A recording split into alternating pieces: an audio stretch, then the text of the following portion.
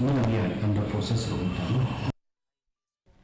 Kayeng Bishar Hashilong kala ailat sa Arsngi ya ka police custody ya ka Sonam Raghuvanshi bat ya uraj Kushwaha kat ba ya kibai pat kilaingut kibala sha keno katau Akash Rajput u Vijal Singh Chauhan bat u Anand Kurmi la pengat ha judicial custody hadu khatsau sngi lawan raya baro sangut hakmat Kayeng Bishar ha pedeng ka jing pahara ka bajur hadin ka jing pha pet bnia ya ka kwat ka khya jongki kani ka jing pensngau kala ne hadu sau pho minute bat ka jing pengat kabala mi hakmat dau Tushar Chandra bat ka Jyoti Marak Kim Shimla Kren AA halor kani ka jing penjilan belingkot ya kapor benset patok daki pulit.